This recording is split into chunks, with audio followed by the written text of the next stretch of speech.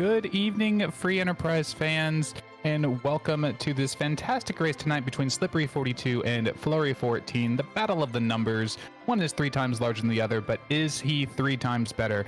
We are here to find out. I am joined by Allie. Allie, how are you doing tonight? I am doing wonderful and happy to be here. I am definitely happy to be here too. I'm not sure if our runners are happy to see these objectives. These are all objectives that are not unlocked by any key items, can be gotten right at the beginning of the game. We'll have a crystal fairly quickly, and then it's how do we kill Z and get there? Yeah, this is not what any runner ever wants to see. It's more of a technical race than kind of rando gonna rando. But both of our runners, excellent runners. This is Fleury's 4th race, and I'm sure he's looking to pick up another win. And Slippery's 3rd race, I know, kind of to stay in the tournament. He's probably hoping for a win tonight. Yeah, absolutely. Dropping to 2 losses isn't going to be an immediate exit, but it is going to make your chances of getting to that top 16 just a little bit harder. Slippery with a win here is going to be 1 step closer to getting there. For anybody in chat or watching this VOD later, this was a seed rolled by Gundam Pilot Spaz. It is his first time restreaming and rolling a seed, and he's surrounded by 3 of the most terrifying seed rollers in the Free Enterprise community, and he has generated something that I think is going to live up to our reputations here. Yeah, I'm sure our runners are going to have some words for Gundam after this race. Yeah, those words probably would not fly on a Free Enterprise restream, so I won't even contemplate. We're getting a naming scheme on Slippery's side that I don't recognize, and then Fleury is disappointing me and being very boring, but it's okay.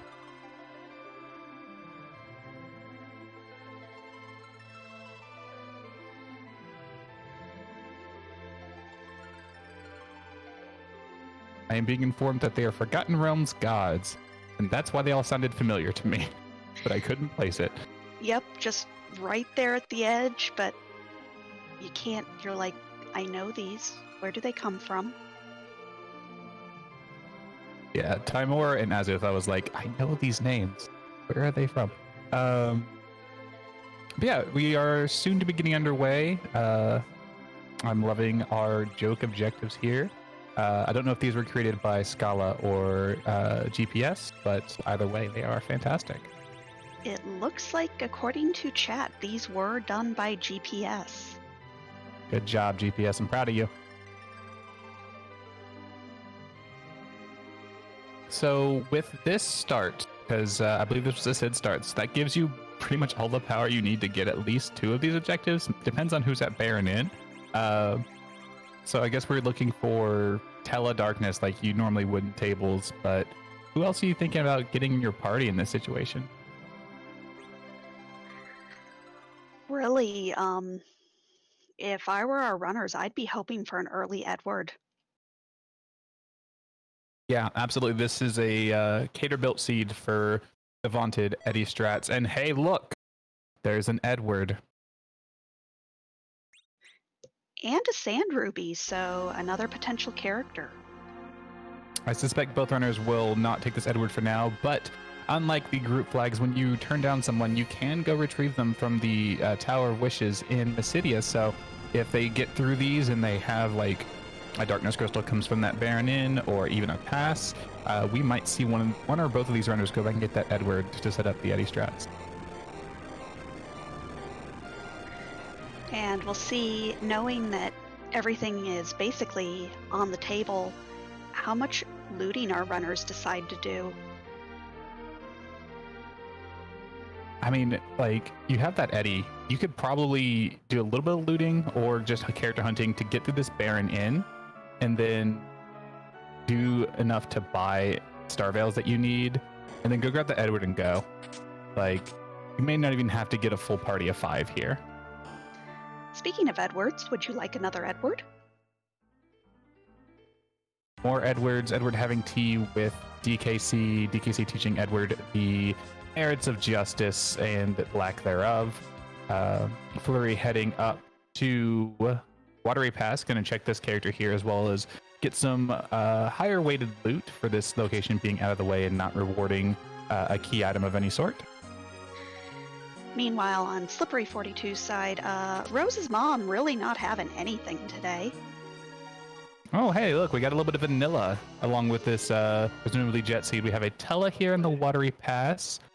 If this does become something where we have the Darkness Crystal behind a very nasty boss and the pass is stuck on the moon, you can at least get a little bit of power here to maybe get through what you need to get to that boss, get the Darkness Crystal, and then by that point, you may just be better off grinding rather than doing Edward strats. So it's nice to have a grind option on the table. And one very nice thing with that Tella is you have access to exit. Yep. Immediate access to exit gets you out of this Watery Pass, so you can maybe go a little bit deeper than you normally would. Looks like Fleury was content in going into the waterfall room and dipping here in the back. But it also gets you out of Antlion. Once you rescue that hostage on Hobbs, you can loot and exit out of there. Very, very high utility having exit this early. This tournament in particular, I think, has taken a lot of people's opinions from Tella as get out of my party to where's my Tella? Please, I need my security Tella. I can't sleep at night without my Tella. Especially with a lot of those J items not being available now that we're on S Pro. Just being able to have those spells that he learns, Blink, Exit, Berserk. Yeah, Berserk, Weak, Stop. In some cases, Slow, Toad, Size. There's a lot of utility that Tella brings to the party, and that's even leaving out the fact that he does get access to those level 3 spells once clearing ordeals, which if you hit a boss's weakness, even with his low, fairly low like wisdom stat, will still hit for 4 digits. And some of these early boss spots, like maybe that Baron Inn has something like a Mylon Z that you want to hit with a Fire 3, you can take it out very, very easily.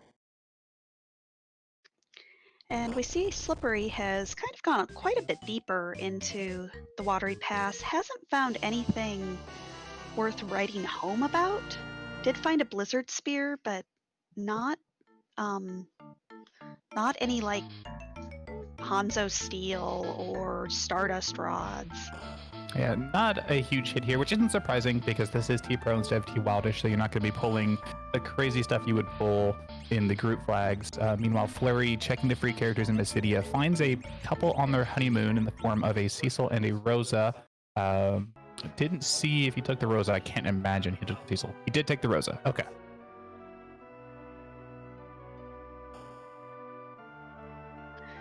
And I do believe that is a vanilla palette on Rosa. Hey, do you want another Edward opportunity? You have that Sand Ruby that you started with. There's an Edward there. If this seed does not present the opportunity for Edward strats, these Edwards are just taunting our runners at this point. Well, and I'm sure our runners are kind of hoping to start seeing some damage dealing characters. I mean, Sid and Rosa and Tella are great and all, but not going to be putting out the endgame damage on Threemus. Yeah, if you can find maybe an Earth Hammer or any variant of Axe that's better than Dwarf, so Ogre, Poison, or Rune, your Sid will be doing pretty decent damage. You do have that Rosa who comes equipped with a bow and arrow, so you can back row your Sid without having to hunt out that type of gear, and then stick him in the back row, and he'll do full damage and he'll take half damage, and he can clear a lot of this early game just by himself.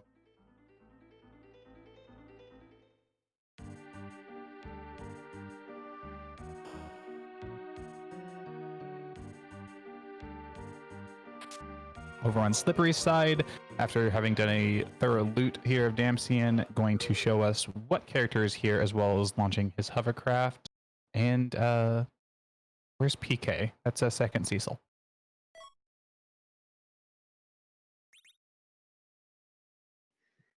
Yeah, still haven't seen anyone worth really slingshotting with that Tella if they find that Darkness Crystal. Yeah, no Yangs, no traditional mages. We do see a Baigen here at the Antlion slot. This is a very favorable location to find Baigen. very low hit points in any end game location that has a decently high physical attack and HP count is going to give you trouble. So knowing he's off the table, definitely a plus in our runners books. And Slippery kind of finishing up the round the world tour for characters is going to show us who's here on Mount Ordeals. There's a slingshot target.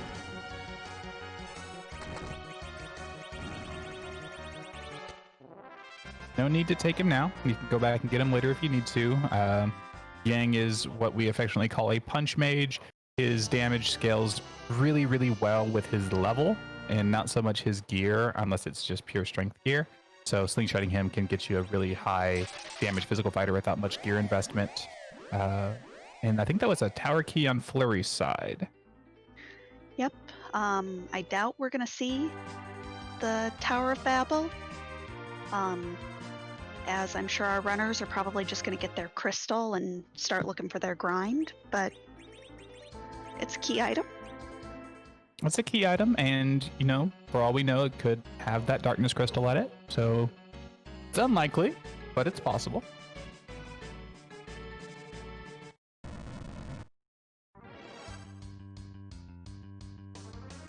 And we have another Sid here on Hob, so this is an objective spot.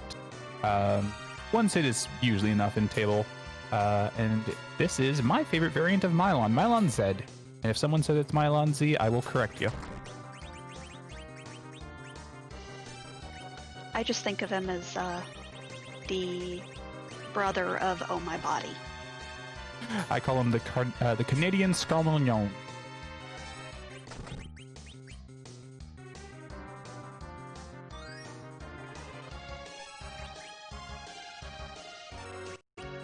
Mylon Zed having probably the most weaknesses of any boss in the game. Weak to arrows and spears, weak to holy magic, fire magic, not ice magic. Don't hit him with ice magic. That's a bad idea.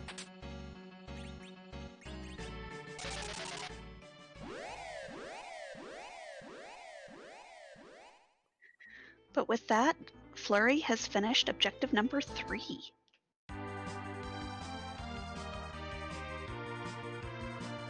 Yep, so just has to clear out the Baron M bosses and the very first boss spot in the game, the boss of Mist Cave. I would really love a cheeky vanilla D-Mist here that grants us the pass, but not the darkness crystal, so you don't get your giant grind options.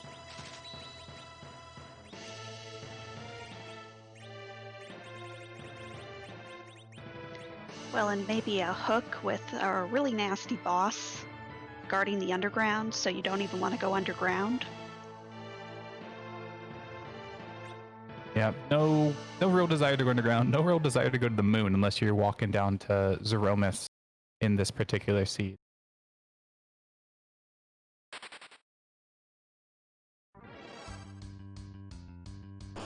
Fleury gonna show us who is here at the Fabul Defense, and it is a bunch of orbs. We have the CPU boss, again, with the bosses that in a later spot maybe wouldn't be difficult, but would definitely be annoying.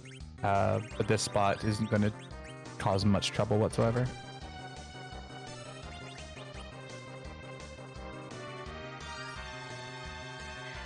Yeah, this is one of those bosses that isn't very dangerous, but is just a pain in the butt. Yeah, especially if you don't have a back road character, because the main body of CPU is considered in the back row. So if you have not performed the back row glitch or have someone with a ranged weapon currently equipped, it will nerf your accuracy by 50%, effectively nerfing your damage by 50% against that unit.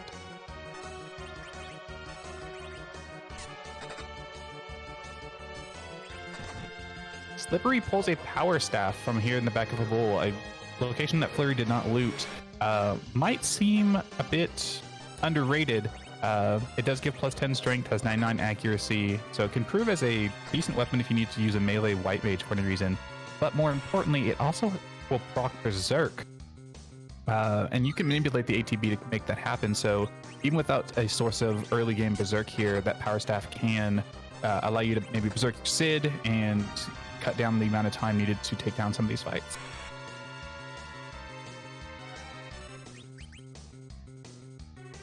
But we see Flurry has finished off the big orb and is going to take out the attacker, and we'll see what we get from the Bull defense. I'm hoping for a pan. I'm hoping for a hook. Hook would be nice, because Hook would then even further disincentivize even going and checking underground, because you're like, I don't want to maybe commit the time to that hook route when I could maybe just figure out a way to get levels up here or do Eddie strats. Oh, you called it! You're a witch! I am a witch. I mean, who in this voice channel is not a witch? Maybe GPS. Yeah, the rest of us are. I mean, the vermilion in my name does mean red, and it was meant to be a red mage. I was almost Zoe the Red Witch on Twitch, but I didn't like that quite as much. Yeah, you can be a witch if you want to, GPS. You can leave your friends behind. If your friends don't cast, and if they don't cast, well, they're no friends of mine.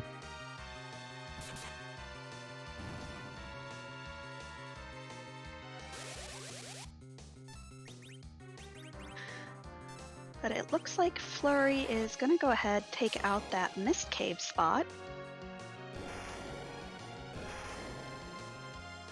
Yeah, very first boss spot in the game, incredibly low HP.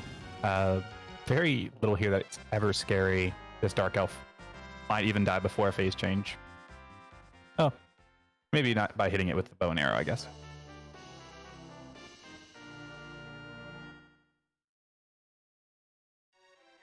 And Slippery getting his tower key.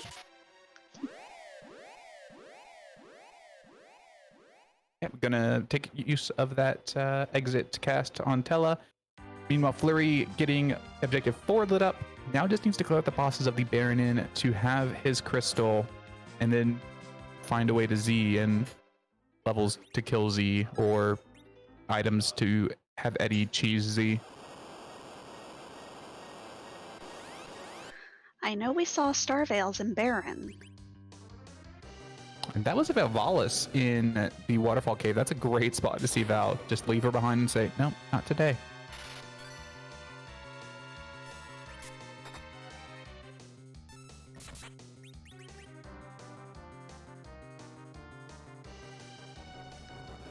I'm trying to think what the attack power is at the Baron Guard spot and how bad it makes that Dark Knight Cecil. I can find out for you. I don't think it's too terribly bad. I think it might be 100 to 150 damage. So the Cid should get through it.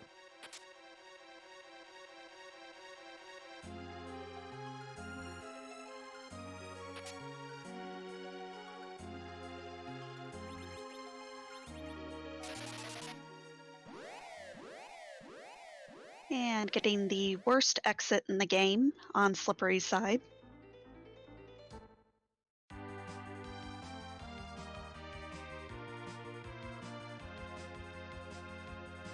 And it looks like we picked up an Elven Bow on Flurry's side.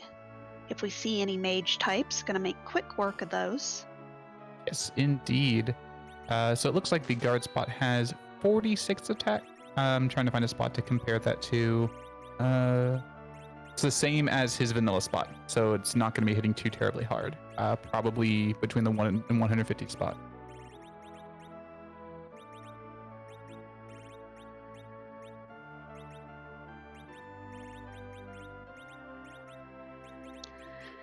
And we see Plague here in the first spot on Mount Ordeals.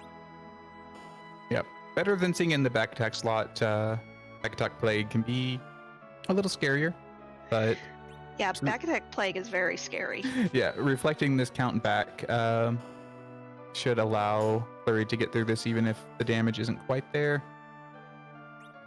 It may just take a little bit longer. But I imagine Flurry is here to get this Tella online.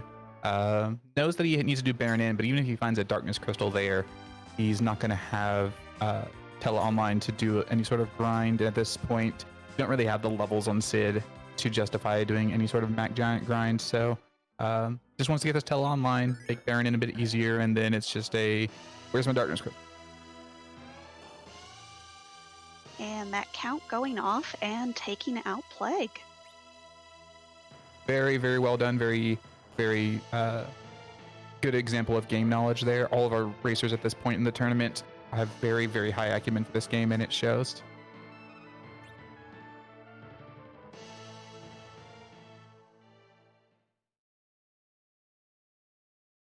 All right. And was it a back attack? Let me show you how.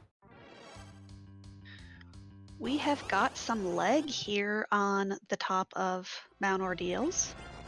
Yeah, this spot's magic power is pretty high, at least for this point in the game.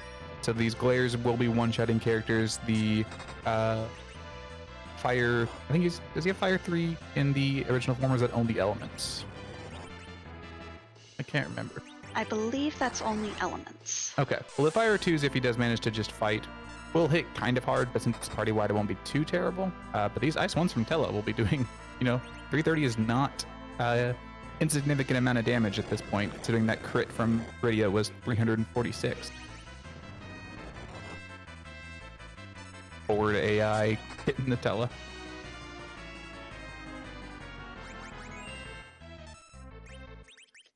And I'm surprised that Rosa isn't doing more damage to Ruby here with that elfin bow. He only has mage in the elements fight. Eh, today I learned. Yep. The elements fight is just such a weird fight. Like, not only does Kainatsu have a lightning weakness, but so does Valvalis for some reason. And Rubicante absorbs Holy. Yeah, it's all over the place.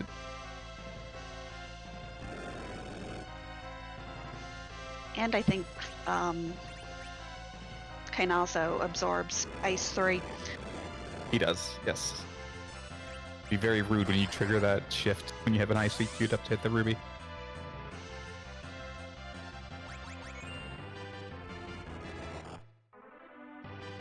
Meanwhile, Slippery has finished up the CPU fight at Fabul, will be rewarded with his hook, and we'll see where he decides to go next, as he's going to also come to Ordeals to try and get his Tella online, or if he has eyes on that Baron Inn instead. Because if that Baron Inn is the pass, maybe you don't even care about having your Tella online.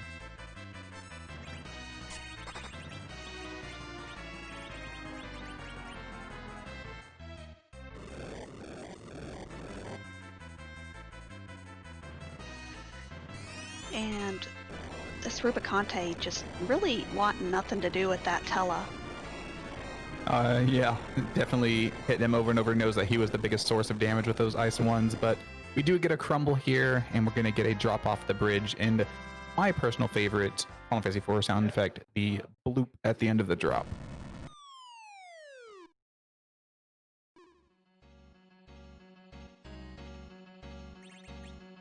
So satisfying.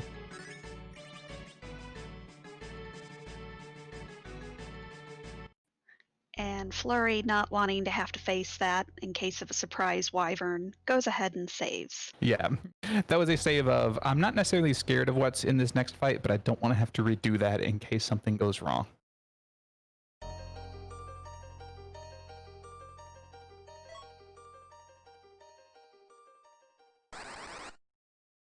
And we get just a life staff. Very good piece of equipment. Not what you're looking for. And Dark Imps. Did you know that apparently the reflections of Tella, Sid, and Rosa are each Dark Imps? Talk about witches. Right?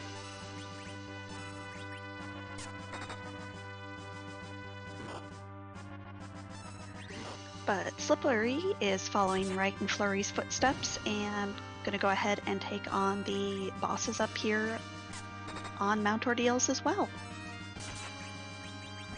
So gonna run into this plague first.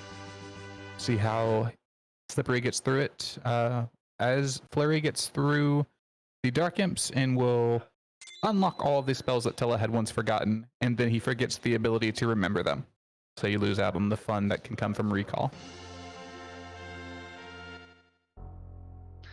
I've used some YOLO recalls before.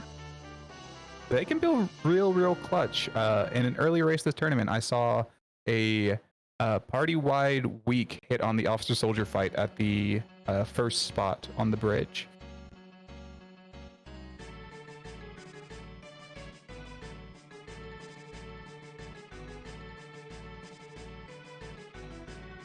But at this point, I believe all that's left for Flurry is that Baron in spot or going and trying the hook route. There's always the possibility of a very cheeky demist at Maga Sisters. One day it'll happen.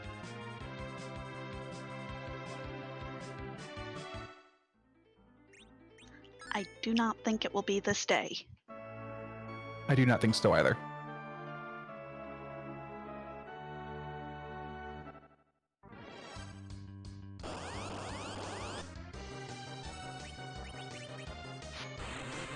And with this Sid in the party having over 1,000 hit points, this DKC, yeah, not hitting very hard. And honestly, his HP is low enough, you don't even need to take the 3 hits. You can just kill him. Ain't nobody got time to listen about justice. Yeah. And a little bit of potentially French vanilla. Yeah, French vanilla guards.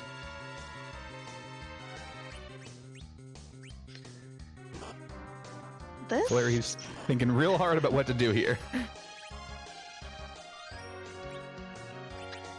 Yeah, because they're going to hit like trucks, so you don't really want to mute bell them. Yep. You can exploit their mage type weakness with that elven bow. You also have stone, size, toad, various things you can do to make them less threatening. A board face AI will come out pretty much whenever. Gonna mute them though so that they don't trigger any of their counterattacks.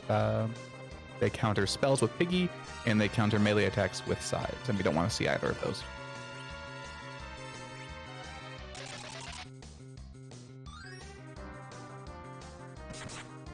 And thankfully this is a spot that you don't get XP from, so you don't have to worry about trying to get life glitches off or any of that.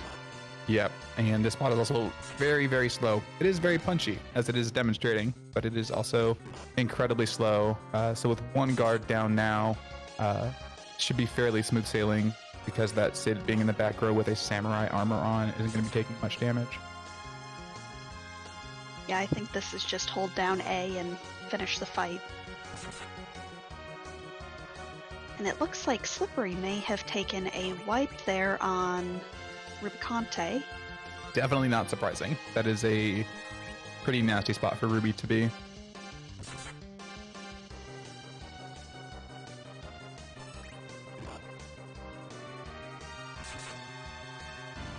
And you see the accuracy of the poison axe kind of coming out. Yeah, pretty wide damage spread there. The 25% extra accuracy from being in the middle slot definitely helps. Hard to miss arrows. Do we have a cheeky... No, we have a hook. We have a hook. I got excited. I forgot we had the hook. And now I'm sad. But now we get to see who's waiting for us at that hook route. Very true. The GPS could have been very kind and given them an early crystal, but then something like Evil Wall into Ogo Pogo. I hope it's a turtle. Turtle would be good. We know it cannot be a Wyvern and it cannot be a Golbez unless the first boss happens to be Demus leading to Magma Key. Then the second boss could be whatever it wants.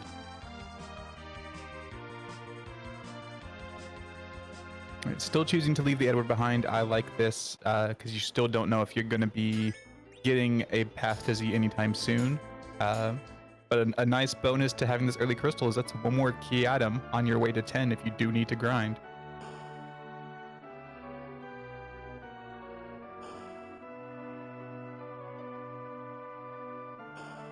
Flurry very disappointed seeing another Edward in that bed, I bet. But what about third Edward?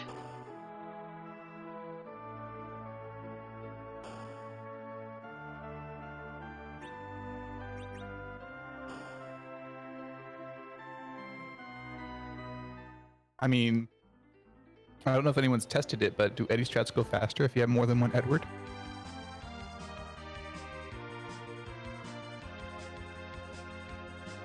Maybe?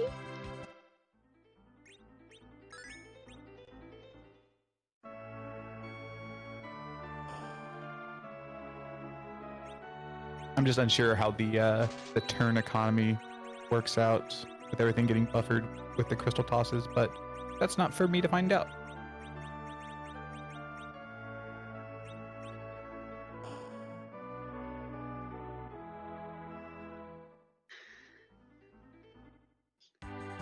And Flurry picking up some Star Veils here in Baron. Very useful, no matter where you're at. Yep, selling off quite a bit, but notably hanging on to that Sylph summon. May still have eyes on potentially picking up Iridia if one presents itself, maybe from this hook route. Sylph being a fantastic summon to both do damage and keep your party healed, all at the cost of 0 MP, as long as Iridia is not in your middle slot. Yep, a Rydia with Sylph makes the D machine grind much easier, much safer.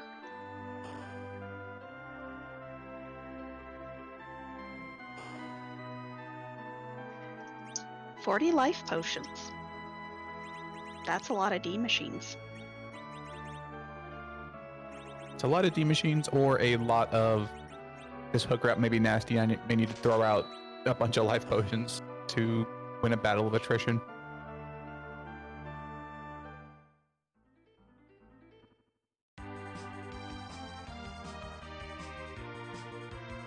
Slippery has entered the mirror room, having got past Rubicante, and is going to be taking down these Dark Imps, getting his Tela online, and I imagine heading straight over to the Baron Inn as well. We'll see if he gets through it as easily as Flurry does.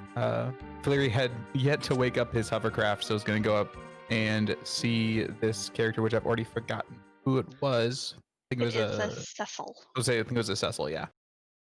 We'll see a Cecil, and we'll get the hovercraft so he can actually die for the hook route.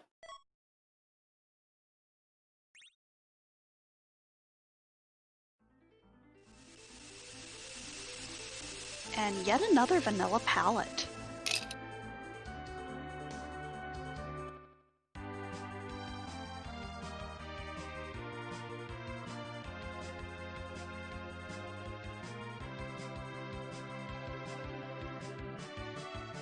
But Flurry is going to be the first runner to show us what is hiding down here in the hook route. Yep, hook route is a endgame dungeon, so therefore nearly endgame dungeon. It's one of the last things you do on the blue planet, so can hold some pretty nasty bosses because the stats are not meant to be tackled with levels such as the ones we have.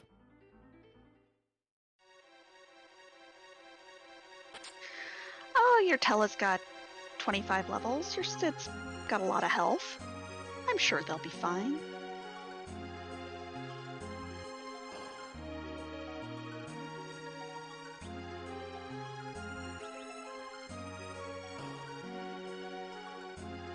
Checking the shops here in Cave Eblin, sees Sylphs for sale. Don't need that, already have one, don't have Iridia. Rune rings and Dragoon gauntlets, not great. Earth hammer, that's kind of nice.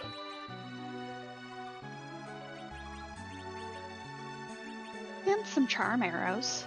Yeah, those charm arrows can be put to good use against the upcoming Mad Ogres. The Elven Bow would also do well, but the charm arrows have a higher attack than the whatever arrows Rosa has equipped, I imagine. So gonna probably get a bit of a level boost there. Thought about buying a rune ring to provide some mage protection, which also makes it so the ogres don't hit you nearly as hard, but did not quite have the GP for it and didn't feel like selling anything else.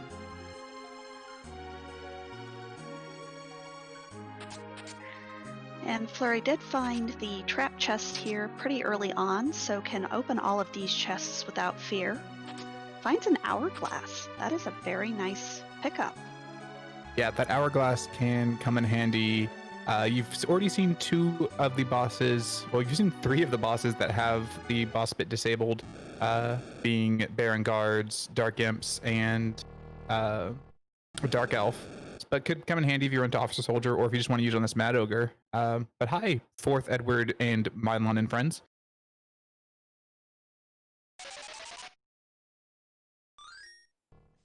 Are we sure that Asuka didn't roll this?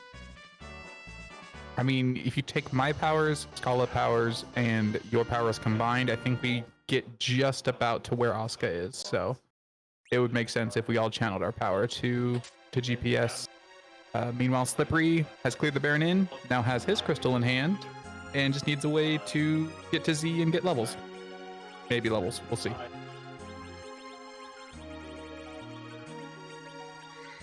And that was a Mylon and friends there guarding the underground route. Yep, having already seen Mylon Zed on Mount Hobbs, we know exactly who is there.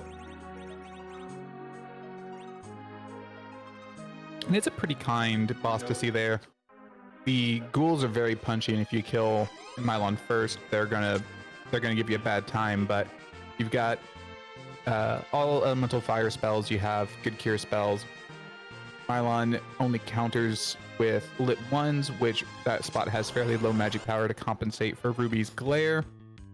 And as long as he just doesn't get too punchy himself, it shouldn't be too much of an issue.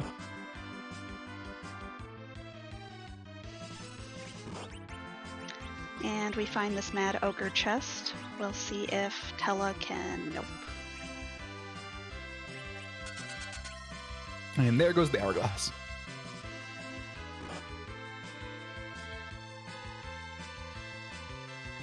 Was hoping to get the size off to make them not a threat.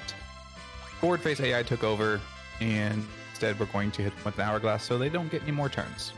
Because the stop from an hourglass 2 lasts more than most fights should reasonably take.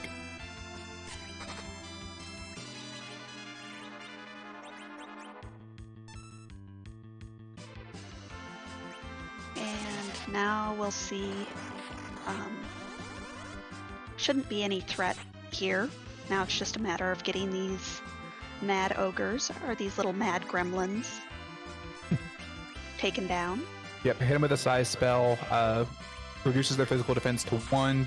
So on top of their weakness being exploited, they have no physical defense. They're going to be taking just so much damage.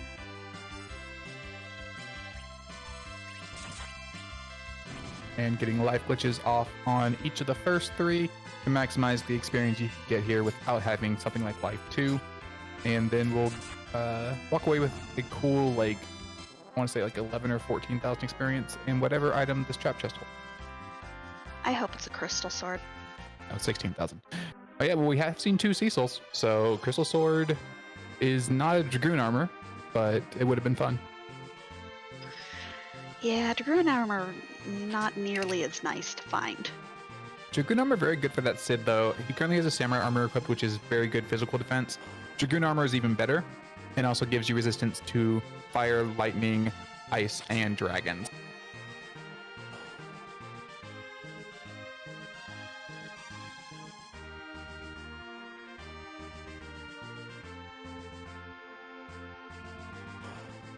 But I'm sure Fleury is hoping for possibly a vanilla King Queen Evelyn here, or something that his little 3-man team can take out. And a question from chat. We have 4 Edwards hanging around.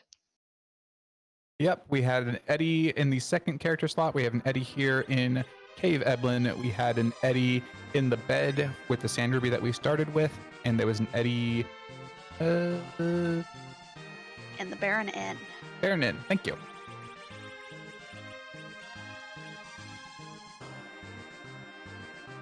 So we have a plethora of Edwards to pick from if we need one. Pick your favorite palette and go. Oh hey, someone wanted an Odin here. This is nasty. You may want to get that Edward now.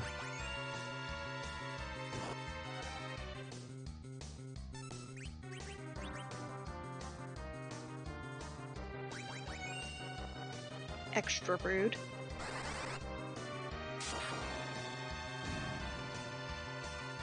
Yeah, incredibly rude here.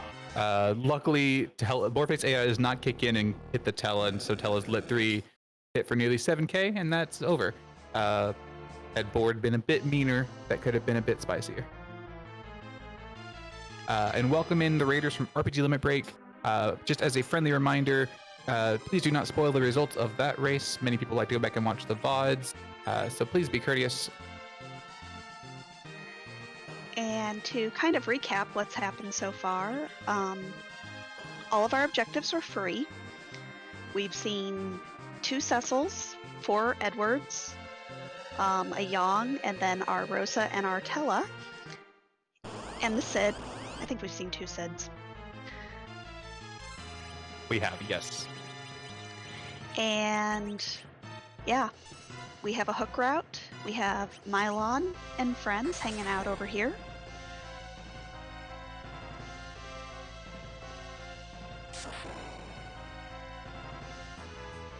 And that was probably not what Fleury was looking for in terms of grimoires.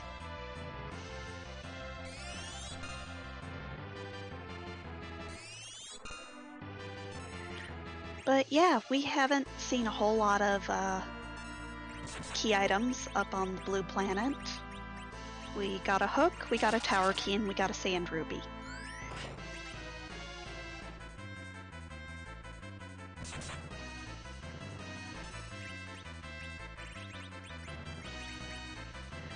Meanwhile, on Slippery's side, he is also taking out this Mad Ogre chest and is going to get his experience and his Dragoon armor.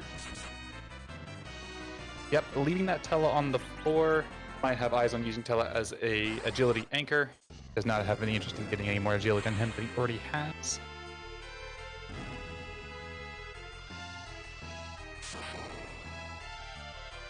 While Fleury hitting with that Fire 3, definitely seeing that while Odin died very easily to a Lit 3, Fire 3 spread 5 ways is not going to take out every single one of those schools.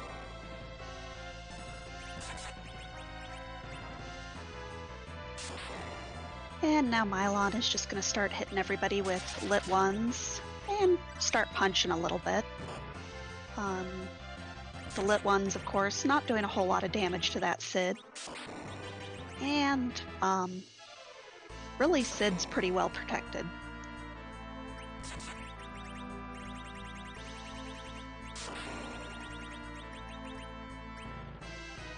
And Asuka asking who was our starting character. It was that Cid. Yep, we had a Cid and the Edward.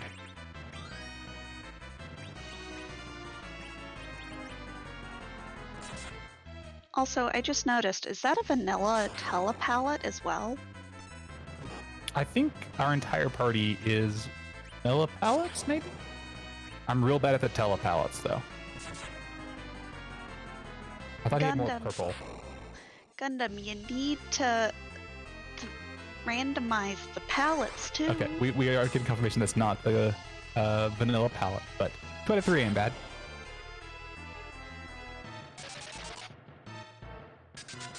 And Odin goes, no, I've seen this happen on Fleury's side. You're not getting that Lit 3 off. Rude. Just right away. No, not having it.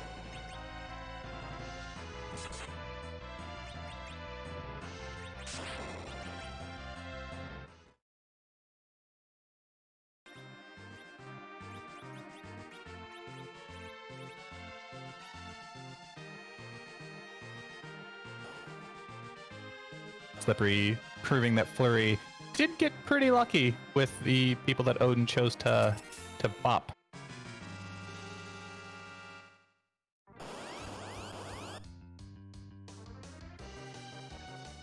But gonna give it another shot.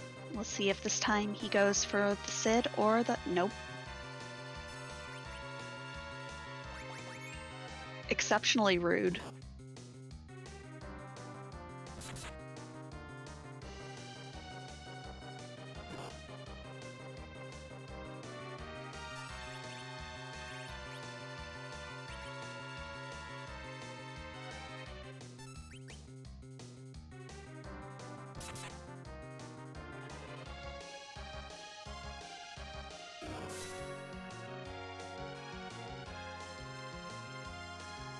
And there's a Zentetsuken. That Cid was reasonably close to surviving, at least.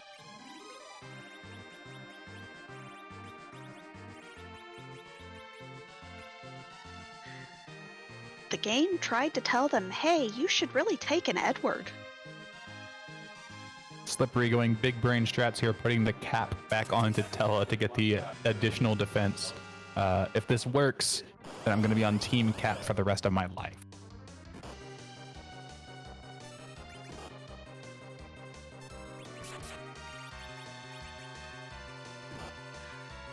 Well, we're off to a better start. And it's over.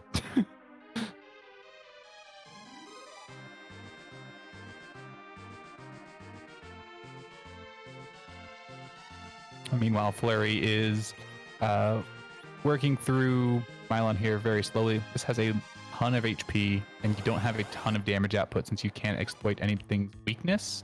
But fortunately, you're only taking like 50 damage from each one of these counter-lit ones. And we see random encounters on Slippery's side.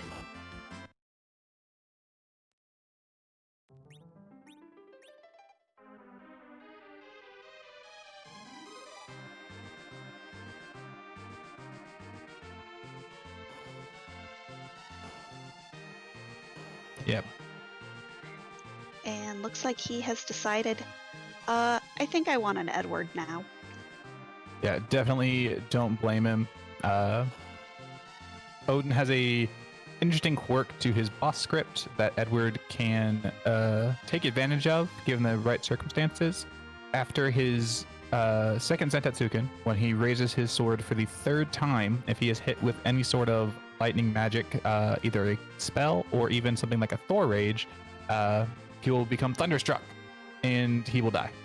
So if you have your Eddie hide for the first two Zentatsukens, come out for the sword raise on the third, and then use a Thor Rage before he hits you, you can get through it.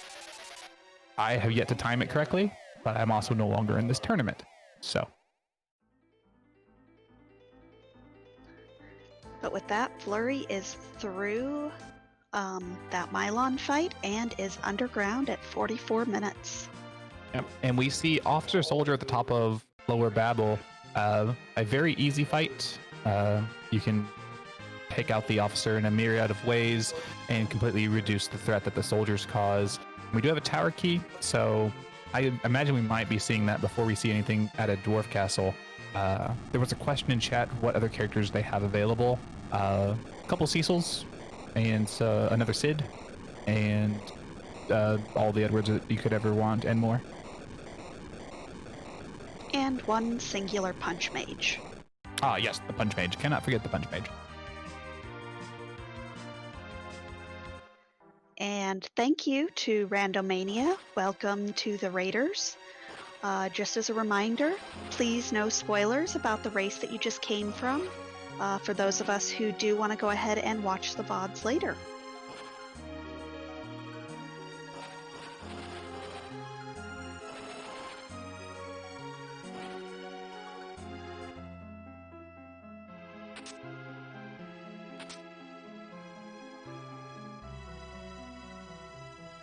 But Fleury going ahead and checking his freebies. Hey, let's go mode. That was a Darkness Crystal out of the free chest in Feymarch. So now Fleury has the option with a Tella in hand that's online for more deals. We can go do a grind. We find a cursed ring that's fantastic. Or do we just go grab an Edward and do Eddie strats? With this cursed ring in hand, it's not hard to get that Edward to RA1.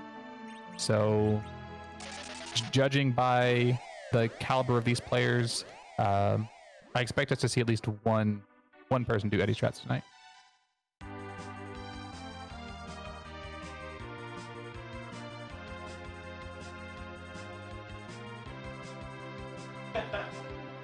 And I believe Slippery took a Yang to kind of help deal with that Odin.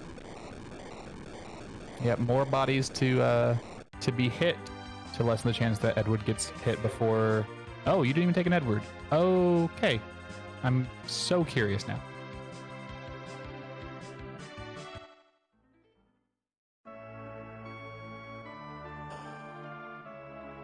Fleury looking to be getting more Star Veils. This points right towards Eddie strats.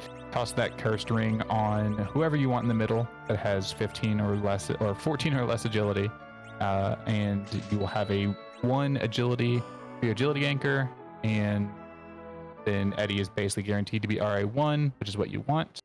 And that was a huge stack of Star Veils, as if we had any question what he was planning. That's almost as many life potions. Yeah, might be going for the safest version, where you wait for the black hole to come out. You come out, wait for the black hole to come out to take away your Star Veil, so you can instantly rebuffer a new one. That way, you never have to worry about it running out. And in order to do that, if you're doing 1,500 to 2,000 damage per reflect, you need about 30. So.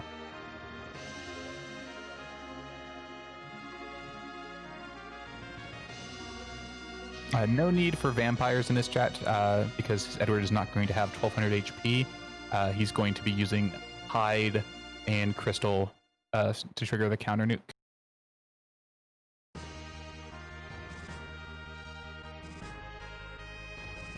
And we get a white spear on Slippery's side, which we don't have a Dragoon that can use that.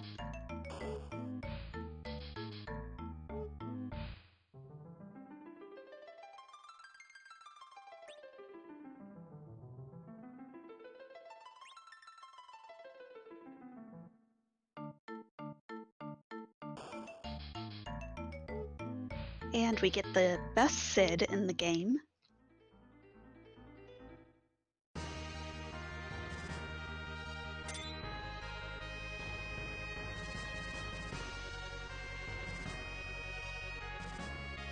Yeah, very curious what the extra Sid here is for. Might just be to make sure that early on the turn order is kind of what he wants. Could be for just a little bit of extra damage at the start. Does it affect anything if your party isn't full? I don't believe so. I just can imagine that having a party of 5 might make like the rhythm feel more normal. But once everybody's dead, I don't think it cause any issues. But having even 300 extra damage coming out 2 or 3 times, that cuts out pretty much half of a reflect. So I need a little bit of extra damage, and Sid was the best option for, hey, this is the most damage without any more investment.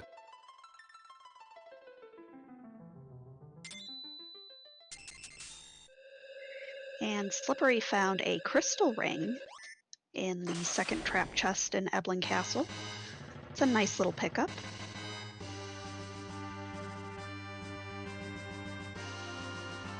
Fleury found a cane at the moon spot. Party was already full, so Kane gets to go wait over on the bench while Fleury makes his descent down into the lunar subterrane, into the weird crystal floor tile area, which is what precedes Zeromus. Eddie strats are a significant time investment, so this is not. If you've never seen these before, it is not going to be something where you will see a dot done in the next 6 minutes. I would imagine these will take anywhere from 10 to 15, depending on how much damage he does before he has to start doing the actual Eddie strat itself.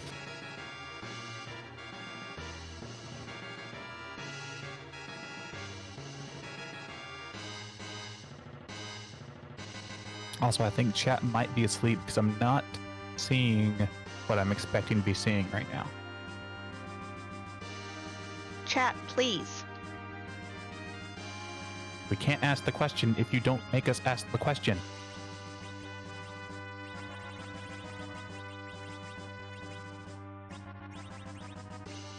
Hey, look, there's some stuff in chat. You want to explain what that's about, Allie? Well, Zeromus is a tough boss.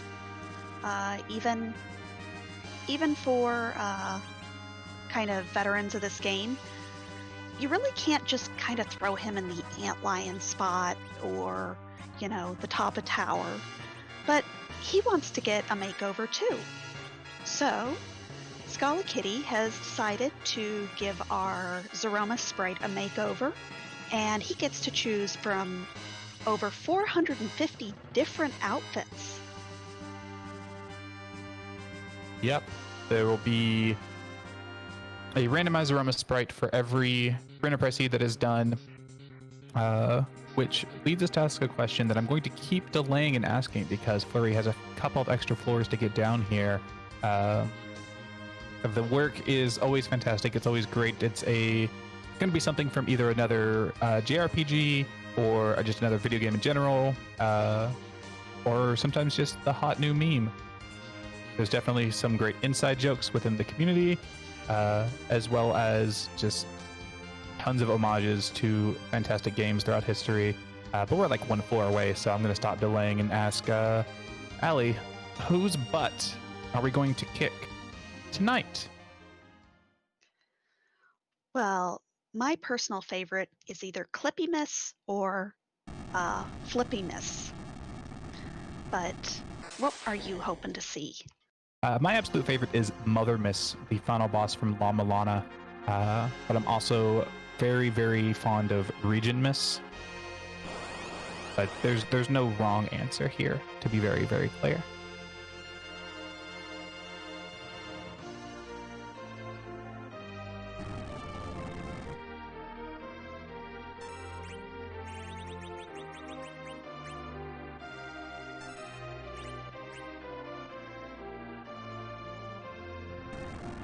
Honestly, if it's not Eddymiss, I'm gonna be, or no, because he's the only one who ends with muss. Correct. He's 0 word.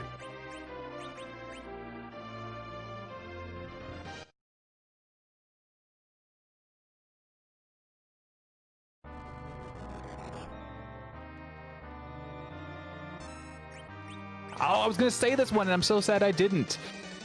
This is Paintomus, and this is actually super, super special to me. Oh my gosh. Do you know why this is in the game, Allie? I don't. Why is this in the game? So this is from Mario Paint, and this was the new Xeroma sprite that was unveiled for the Edge Case Collective's Undefined Behavior Marathon that we had earlier this year, because I am a founding member of the Edge Case Collective. So this was inspired by the Create a Song in Mario Paint showcase we had by one of our other members, Must Be Tuesday Music. So I'm very happy. And I was almost going to mention this one, but I always mention it, and no one ever knows why. And I'm so sad I did not. Well, I thoroughly enjoy it.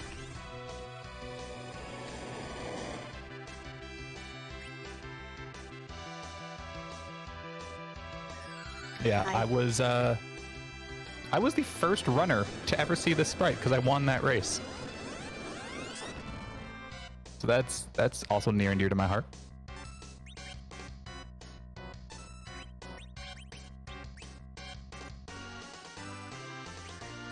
And I just love how then you've got that little teeny tiny Xeromus.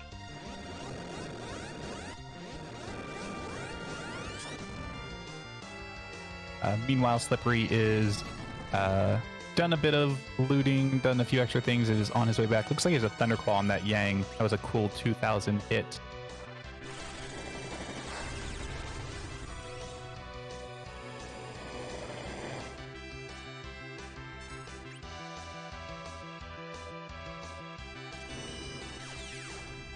I'm just so happy right now.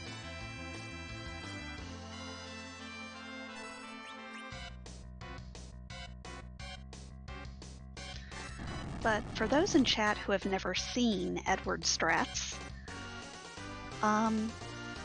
yeah, it's black magic. They have begun.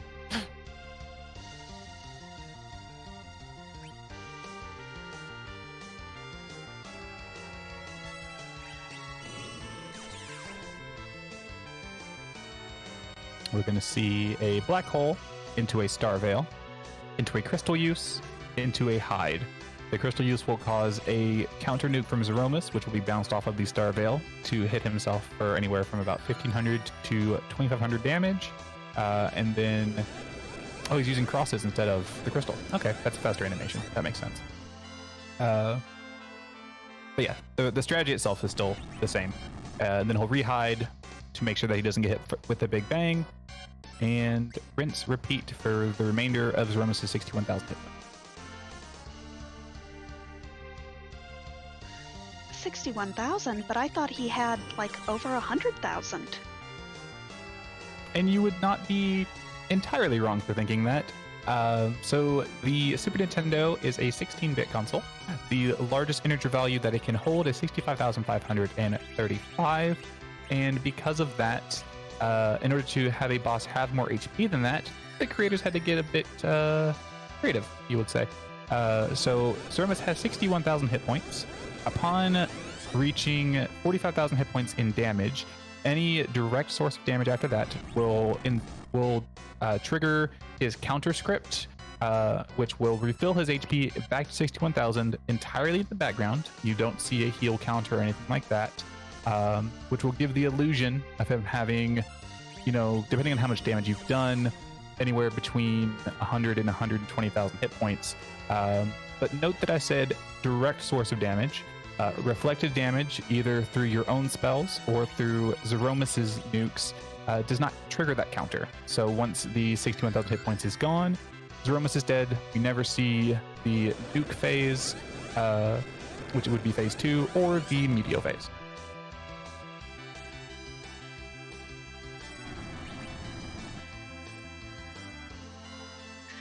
See, you do so much better at explaining that than I do. I think it's because I'm such a huge nerd that ever since I found out that the maximum value in a Super Nintendo game was 65,535, it has been my favorite number ever since. See, I always forget. I get to the 65,000 and then I forget the rest of the numbers, and then I have to get a calculator because I know it's 16 to the something power. 16 to the 4th minus 1. Because it's FF4FE in hexadecimal.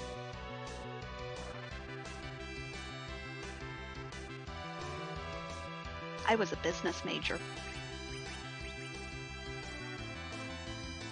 Math was not my strong suit. Yeah. Mecha also has the right of it. 2 to the 16 minus 1 is the same, because you have 16 bits of on or off, and then you have to minus 1. Hey, I dropped out of my undergrad in math, so there's that. Meanwhile, Slippery did get through that fight, and is here working on this Mylon. Just kind of throwing out berserks, throwing out viruses.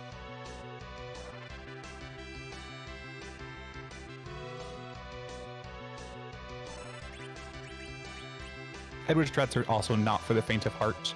It is a very complex strategy that has pretty tight execution windows, especially hiding in after the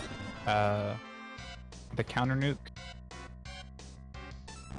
because it is the one action in the sequence that is not buffered. So if you miss an ATB tick, you can just end up eating this next big bang, and your attempt is over. That was how I lost my race in the group stage, which is why I went 2-1, not 3-0.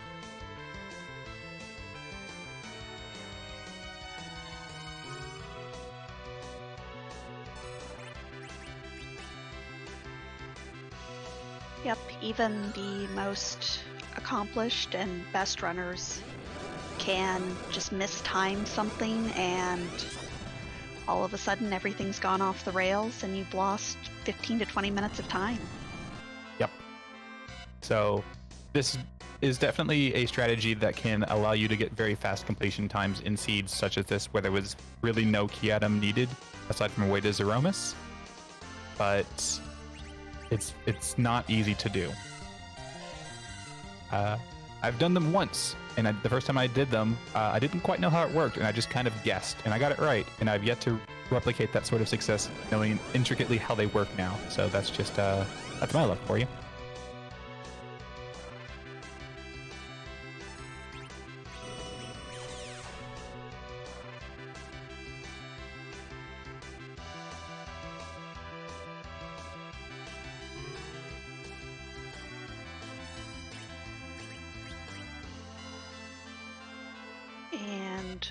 Slippery is about to lose his Tella. Yeah, that Mylon wants nothing to do with that old man. Looks like Rosa is smacking herself in the face with that power staff. Might be trying to get a Zerk off here. Or could have been trying to smack the Tella and then he died and so she smacked herself. Not sure.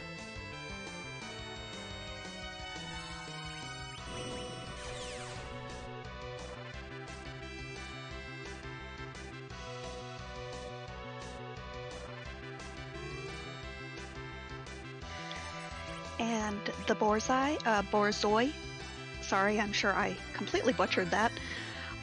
So anything that you use on Zeromus, you could use life potions, you could use, I don't know if you could use life potions, but you could use the crystal, you could use ethers, heal potions. Anything will trigger Zeromus's counter nuke.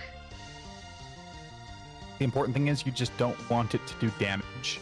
So you don't want to use something like a vampire. You don't want to use like a Thor raid or anything like that, because any direct damage will trigger the aforementioned counter script, and you'll have to chew through nearly twice as much hit points. Oh, also don't use heal potions. If you have gotten a slow out on Zeromus, heal resets both slow and fast. Don't know why. Final Fantasy IV is a well-programmed game with no bugs. It is a very well-programmed game. The few bugs they have typically don't come up in casual play, and so I'm perfectly okay with that. It did what it was supposed to do, but it just makes it all the better for speedrunners and people that like to race randomizers, which are basically speedrun adjacent no matter what they say. It makes our lives more interesting.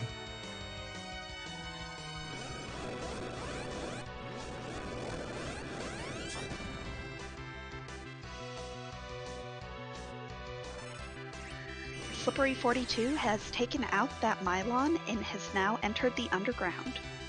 We'll see if he goes straight to check his freebies as well, or if he takes a different path than Fleury.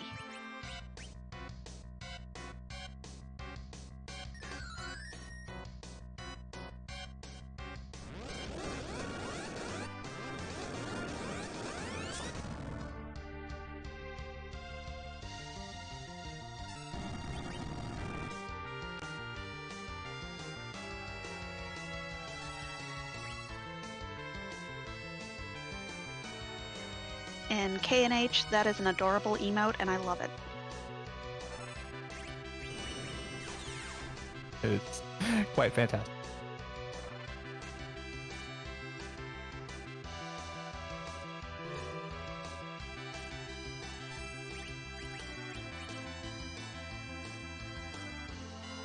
Yes, Paintimus, very fantastic. I gushed about it a little earlier. I won't repeat that for anyone watching this in the VOD. But it's very near and dear to my heart, so I'm very happy that it's on screen right now. And Slippery is going up the tower.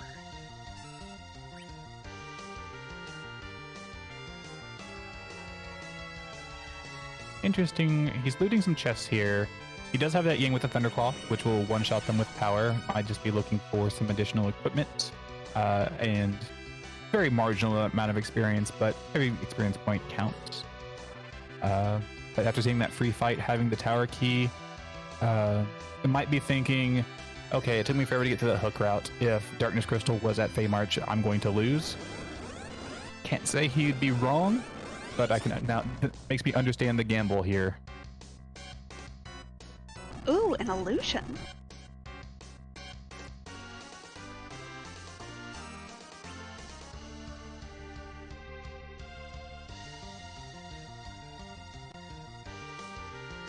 I can't remember. Can you get tier 7 gear in these chests? You can. You have a 15% chance of doing so. So getting an illusion is kind of womp womp. Well, yeah, the tier 7 is only from the trap chest. Was the illusion from a straight chest or from a trap? It was from a trap chest. Oh, that is rude. That's like the one time I pulled a firebomb out of here. It's not what you want to see.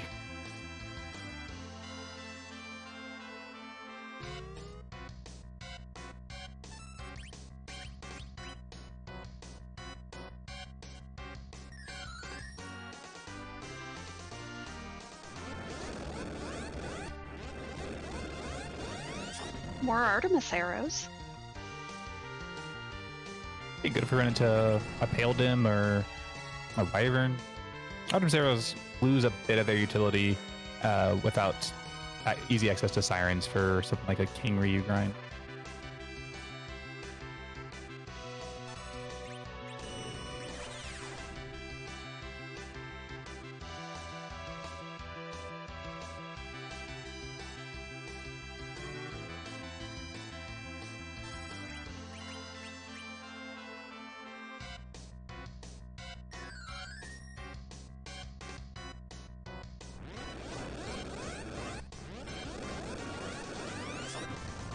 But I see a safety save here at the top of tower.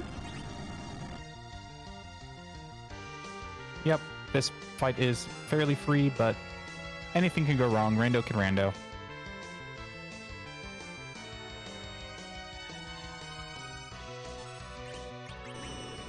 And the great thing about this is it may seem that Fleury definitely has this in the bag.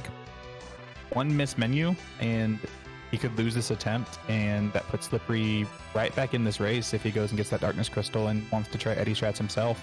Eddie Strats are far from safe. This is far from over. Slippery is still in this race until we see that flash and crumble on Fleury's side.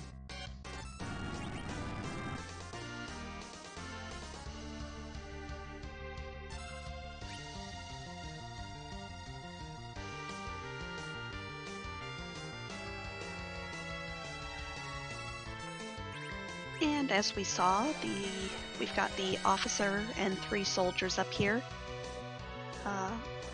Very free and easy fight.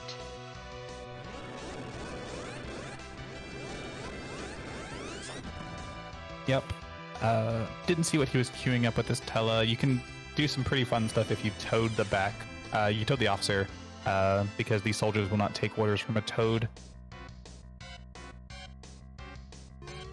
You can also just go straight for like a weak or a fatal and get this boss done here.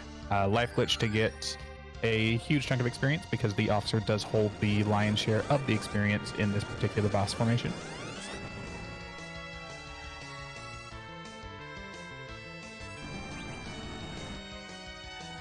And welcome on in, Raiders from Randomania 2. We've had a very exciting seed here. I imagine Randomania 2 had a great stream as well.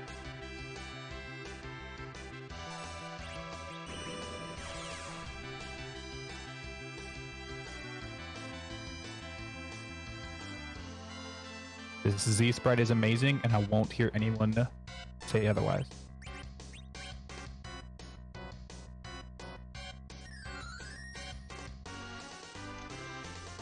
Yep, but as you can see, very easy objectives.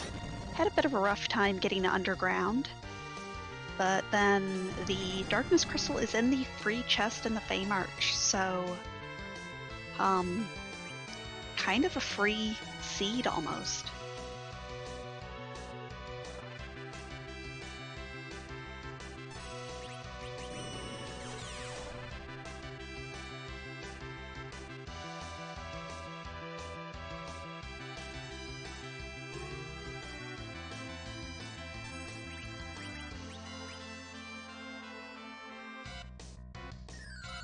Be very interesting if that rat tail turns into the past.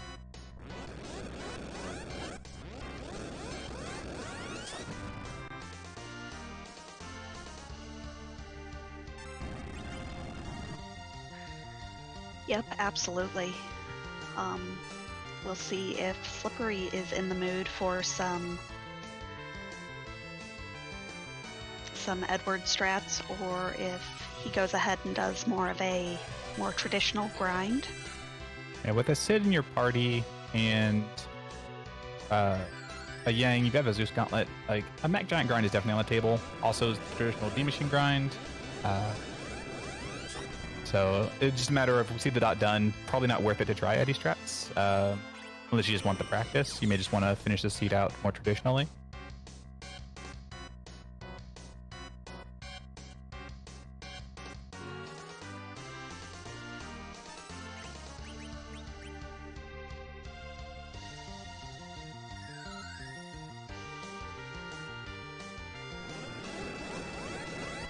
And chat asking if Fleury is going to run out of Star Veils. I did not see how many he has left. He had bought there. Yeah, there's the flash. He bought like over 30, so he had plenty for this. So that is a perfectly executed Eddie strat. Paintamus goes down, and Fleury is going to move to 3-1. Slippery42 is going to drop to 2-1. Neither of them are at major risk of exiting this tournament, but both do have a slightly more uphill battle with that one loss on their record. Just waiting to get the official time in here. Looks like Fleury finished with an official Discord race bot time of 1 hour, 12 minutes, and 30 seconds. So huge GG's to Fleury. And I'm going to see if we can get Fleury in here for an interview.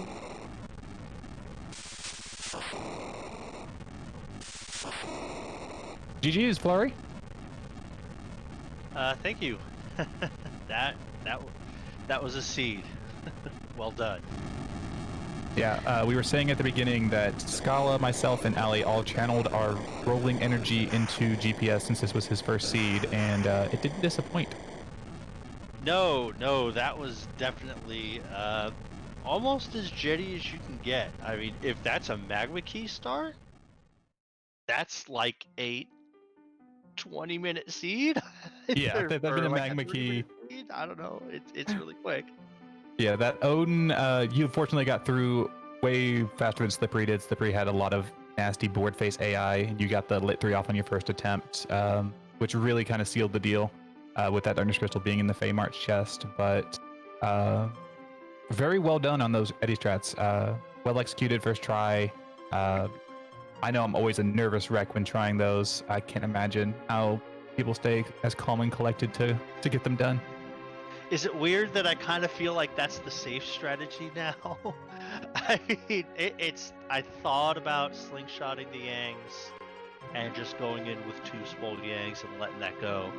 But it's kind of hard when, you know, you're going around and you're like, all right, maybe I could do this, maybe I could set up slingshot, or I could just go into Z now. So I just went into Z right away. And kind of picked up all the crosses in Fubul, hoping to, you know, immediately get a Darkness Crystal. Having to go through that, there were a few risks in there that kind of paid off for me, and I got a little lucky. Not checking the Kaipo character could have lost me a lot of early time in a fast seed if like Edge is there. Getting the lit 3 off, you know, Odin being a nice dude and not thwomping Tella. I thought I was going to have to walk back out and buy rune rings or something like that. So that was pretty nice, and it did just enough damage for that to go.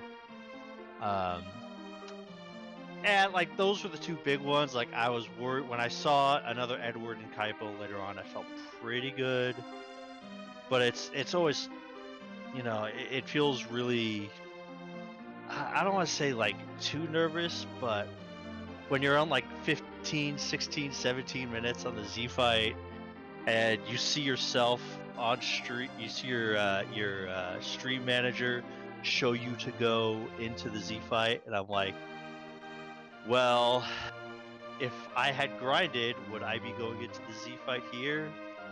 Yeah, maybe. So yeah, it's I'm not a huge fan of 80 strats, and I apologize in advance to the stream for putting him to sleep. This is my second 80 strats in 4 races, but yeah, there you go. Well, what works, works. Can't knock it if it gets you the W, right? Yeah, for sure. I not seeing any black mages definitely helped make that decision too. I mean, you also didn't like, see any edges, so you couldn't even back row your Yang. So yeah, that's true. And you know, we did have the Stillman fight there, so you know, thinking I'm gonna slingshot the ages, maybe, I don't know. The characters. I mean, Sid starts great, but then it just keeps giving you Edwards. You're just like, I don't want to do it, but I gotta.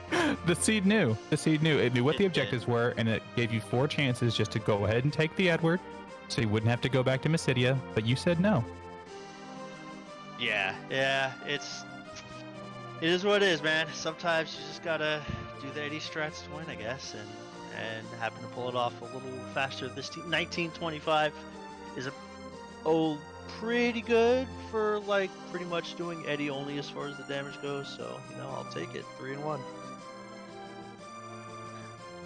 So what races do you have still coming up? Well, I'm especially thankful I pulled this one out because I have Possum this weekend, and that's going to be really difficult. Possum has been absolutely killing it this tournament thus far, and I'm going to need my A+ game in order to, hang in that fight. So, but if I can get that one, or I have Gaming with the Wraith next week, if I can get one of those and get one number 4, I think I'm pretty good. I don't know if 5-1 is gonna draft. I think Susty Griff over there is probably gonna be one of the people who drafts, and we'll see. I'd love to be in that position, but let's not put the cart before the horse.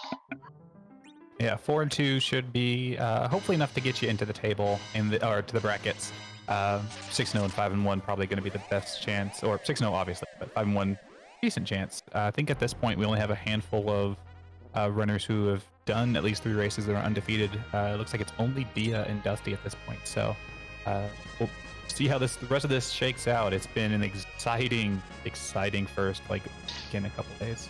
Yeah, and shout outs to my opponent Slippery. He has had an absolutely amazing run thus far with getting out immediately and then pulling off the first 2.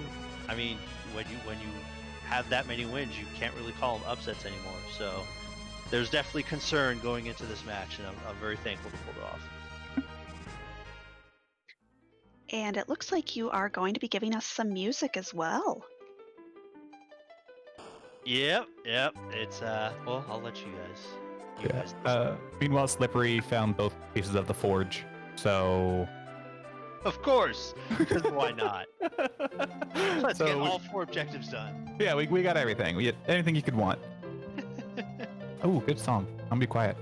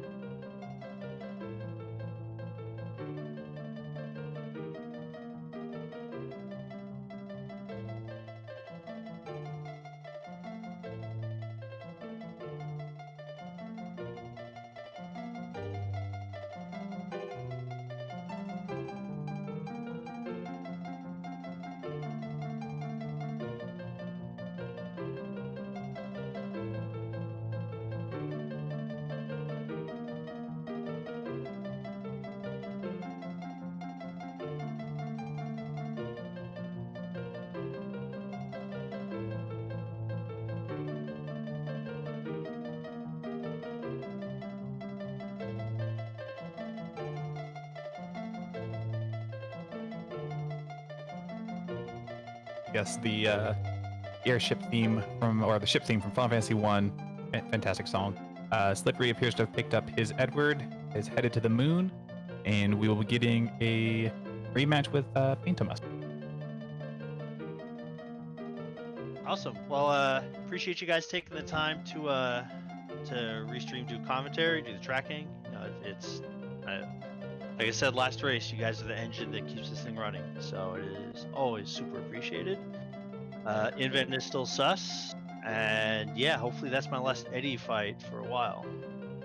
It's fine. We can just vote out Invent next time we play. Works for me. Thank you so much. As much as the restream team is the reason why the restreams themselves exist, the racers are the reason that we even have anything to show. So thank you very much, and GG's again tonight. Thank you very much, GG.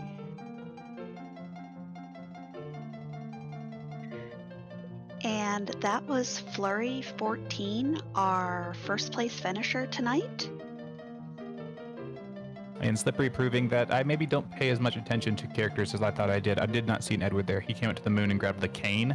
So looks like he's going to be doing a more traditional grind, not wanting to deal with the execution heavy Eddie strats. Might be going back to Baron to set up either a D-Machine grind or a Mac Giant grind, probably D-Machine, just to slingshot this cane and get his Yang and Sid to levels that are acceptable before going potentially some form of Berserker strats with 2 people that can cast Berserk.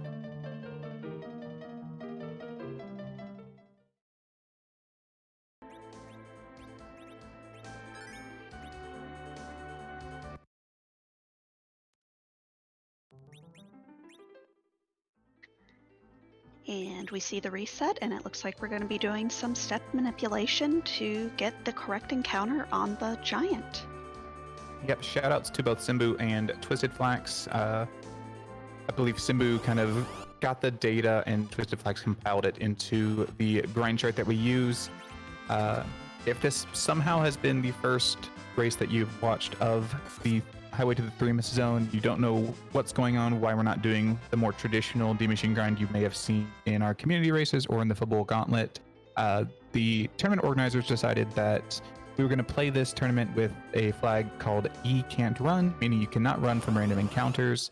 My personal belief is that that was meant to curb the reliability of the D-Machine grind, and then the community did what the community does and went, okay, we'll find another way. And so we found they found a manip that you can do using encounters outside Baron, because you can very, very easily and consistently clear them. That helps you determine what RNG seed you're on for your encounters. And once you know what seed you're on, you know how many more encounters you need to take outside of Baron. And then you turn off encounters, fly up to the giant, go to either the save room or the room that has the elements boss fight in it, turn back encounters back on, and voila, you have a D-Machine, and you didn't have to look at the old step chart. Just a new one. The one downside is if you do make a mistake, and all of a sudden you've got the incorrect encounter, it is a bit of a trek to kind of redo everything.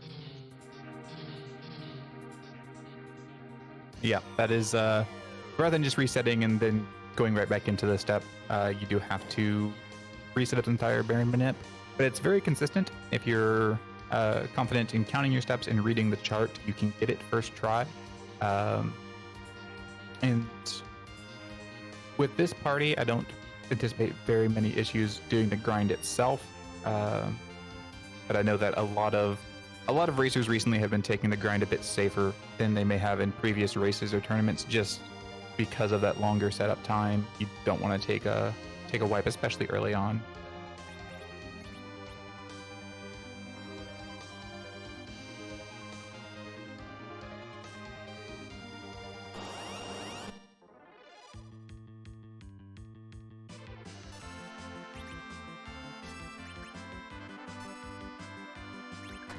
But this looks like the correct fight. And we'll see how many D-Machines Slippery feels he needs to do to get his team up to Z-ready levels. Nope.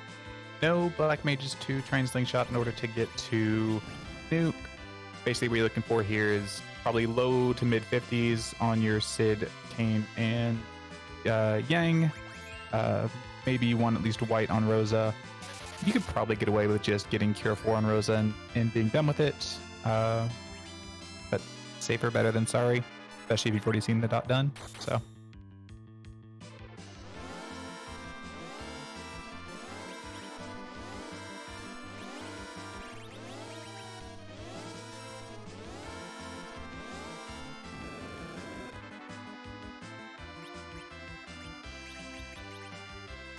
But while Slippery is getting his grind in, I'd like to take a quick minute to kind of talk about tomorrow's matches. Ooh. We are going to start everything off at 7 p.m. Eastern Time with Mechalink versus Dusty Griff on Free Enterprise. Then at 8 p.m. we have PK4787 versus McBain on RPG Limit Break. 9 p.m. is Penguinator versus a Stone Dingley on Randomania 1. And then also at 9 p.m. we bring it back to Free Enterprise with Silverfire versus Aizen Tayama. Very, very cool.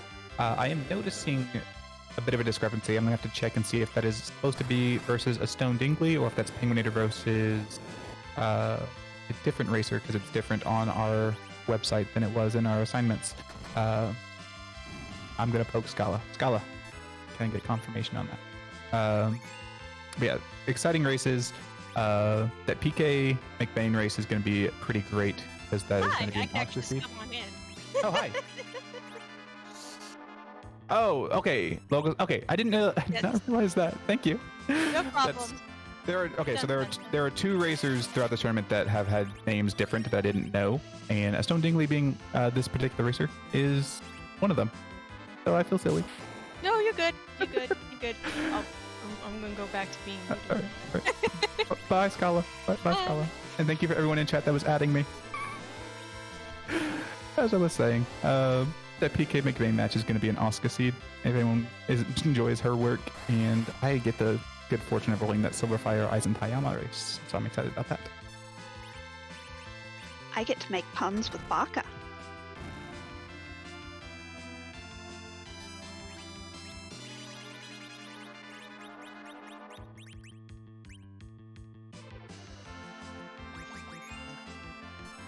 But it looks like Artella has been poisoned. What? Why is Tella poisoned? How did this happen? Oh, the poison axe, maybe.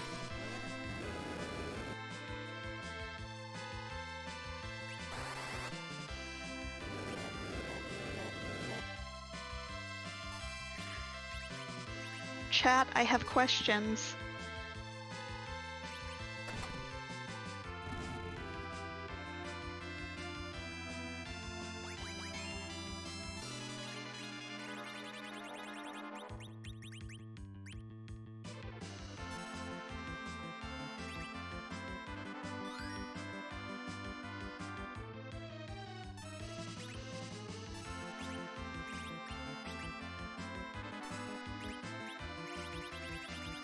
So chat is pointing out that Yang punched Tella for some reason. Okay.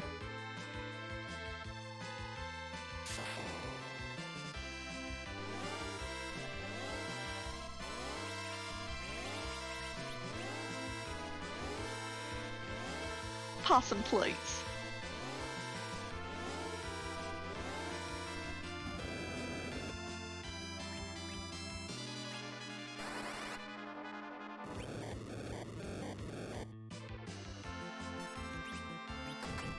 Is this the part where I make a joke about it being RNG manipulation? Yes? Okay. You did it for RNG manipulation. Ah, RNG manipulation is such witchcraft. It's just to make sure that the big bangs are always low rolls. You have to poison your Tella during a demission grind. And then, just so I can cover my own bases, please don't take me seriously.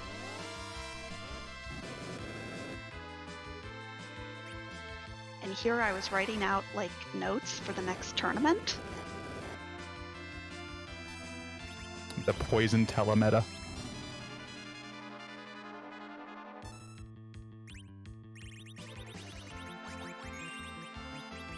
And, you know, I joke about it, but this game does have a lot of weird interactions that we wouldn't expect. Like, Cry increasing steal percent instead of doing what it's supposed to do, which is lower the enemy's defense.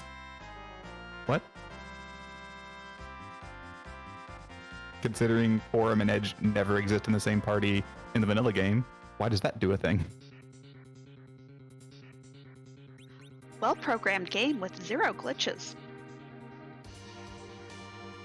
That is one of the few times I will not give the developers credit, because I feel like that was definitely just a typo or a major oversight as to which value they were affecting. Okay, I can actually explain this one. Oh, yay! Hi, Scala. I can. Teach us. So, Cry originally was supposed to increase a enemy's chance to run from a battle, but that never got implemented in the final game. So it was a whole mechanic that got cut from the game. And because of that, Cry appears to not do anything. For some reason, raising the threshold for wanting to run also makes it so that way it's easier to steal. Okay. And so it So just that's was one of those things where there was no interaction at all previously, and that's why it actually works. So the unintended effect is not that it directly lowers steal chance, it's the fact that escape rate is tied to steal chance. Yes, there you go. That just raises further questions. So they're all cactars then. Exactly. But yes, Chad is right.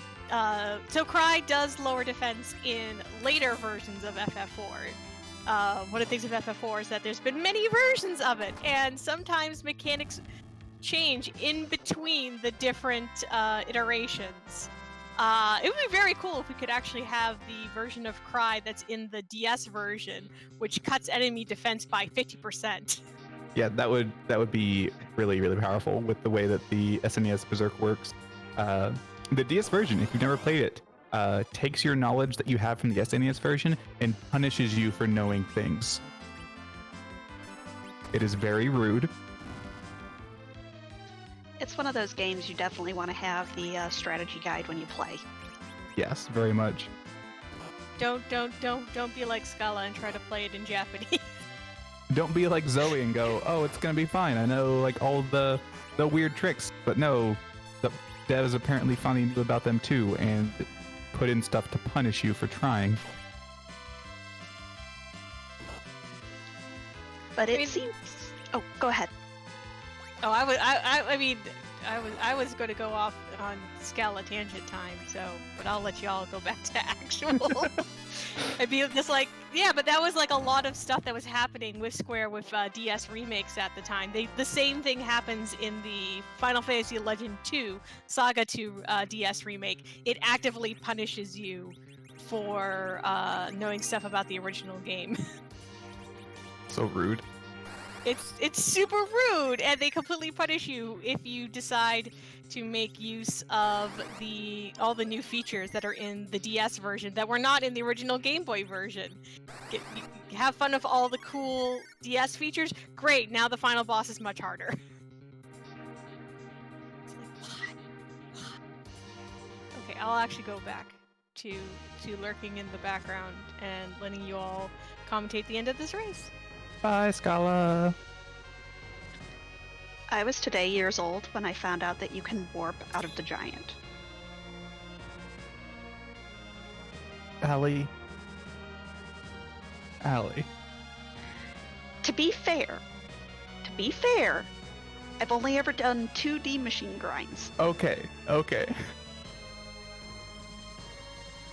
Yes, you can warp out of the giant.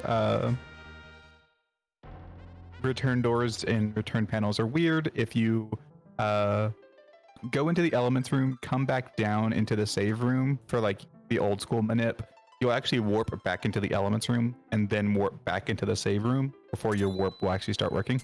But yeah, the only place you cannot warp, I believe there are Ordeals and Lower Babel, I believe, are the only two that I'm aware of that warp is completely disabled in.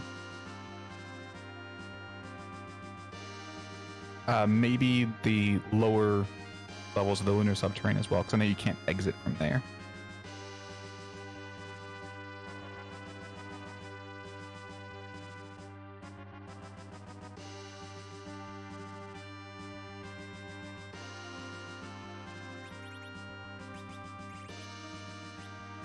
But Slippery seems to have the levels that he wanted. Looks like he maybe didn't get what he wanted off the first grind, so he took a Mac Giant just to get a little bit more experience. Maybe he was trying to get Cure 4 on Rosa. That is going to be descending the lunar subterranean and will be showing us our second fight with Threemus tonight.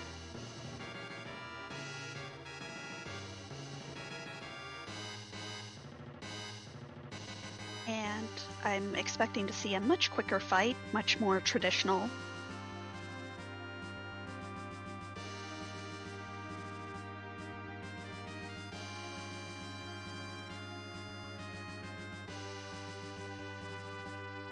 Yeah, we're probably going to see, I imagine just straight up Zerker strats. We don't have Bacchus Wines because we are an S Pro, which means Bacchus Wines can only appear in the Coca-Cola shop after doing a forge.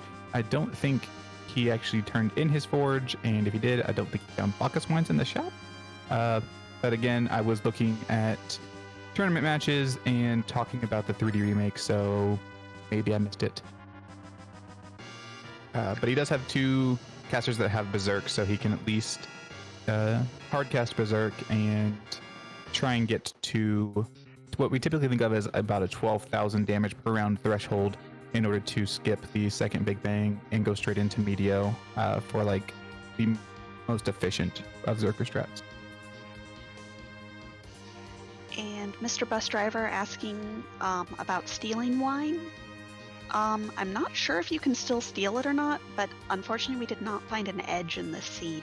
You can still steal it. The only thing that has been removed from the steal table has been the sirens.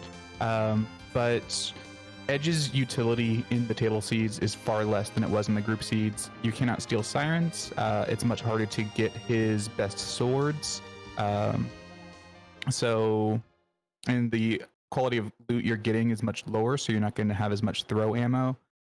It really brings him down in line with some of the other physical fighters, just because you might end up only having like a couple of long swords, maybe a ninja sword if you're lucky, and that puts him about on par damage-wise with something like a defense sword or white spear cane.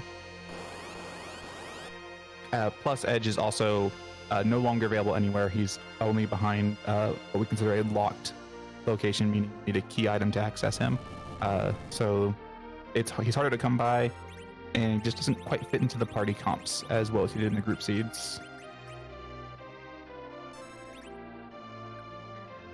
Nope, definitely with the table seeds, casters are more preferred because they are much less loot dependent. Yeah, casters and big HP bodies. Kane is always very nice to get through, potentially nasty Valvalis. So he has his own just very specific utility. Yang doesn't need much in the way of equipment, being a punch mage of sorts. And then Sid in the early game kind of takes the role that Edge had in the group seeds, where we wanted an early Edge to really get us through the overworld. Now we kind of want an early Sid for the same thing, and Tella is still just as useful as ever, maybe even more so with the lack of siren availability outside of the Cull shop, or the 1 or 2 you may find in the treasure chest if you're lucky.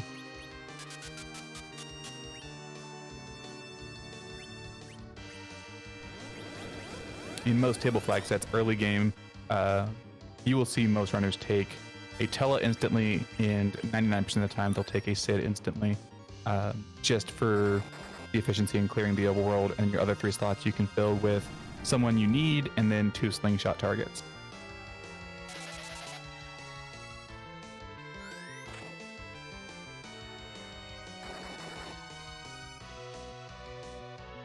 But we see our Berserks coming out, and we're going to start whittling away here on Paintimus. Yep. Only putting out about 4 to 5k. Definitely going to have to heal through some big bangs. It's like Rosa was all prepped for a Cure 4. Had the nerf out already, so wasn't really concerned about her not being at full health, but a particularly high roll Big Bang could kill her, which I can imagine is why Sid is not currently Berserk. To be able to life not only her up if needed, but also life the Tella up to quickly re-Zerk everyone after black holes come out.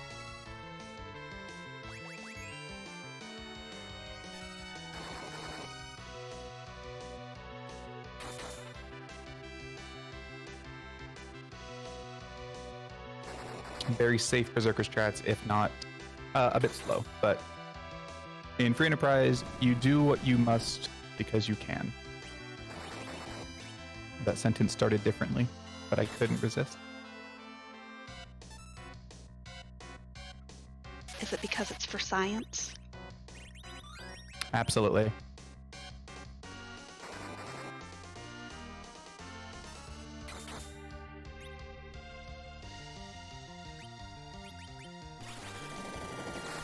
But we see even Tella getting in here on the action.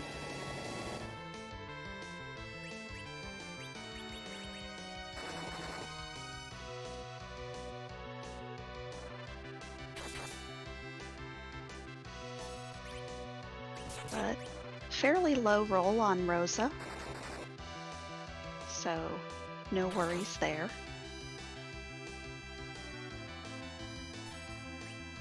Yeah, things are very, very stable right now. Doing about 4 to 5k, so we're probably going to see 20 to 25 quote-unquote rounds, a round being a swing from Kane and a swing from Yang, which will mean a number of big bangs, but Slippery will for sure get through this.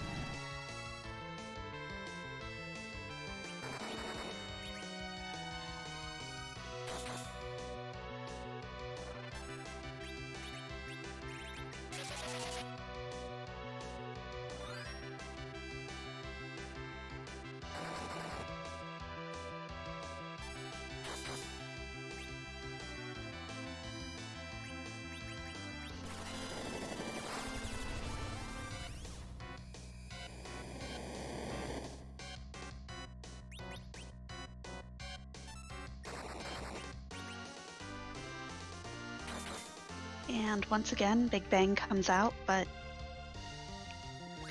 Rosa just kind of shrugs it off.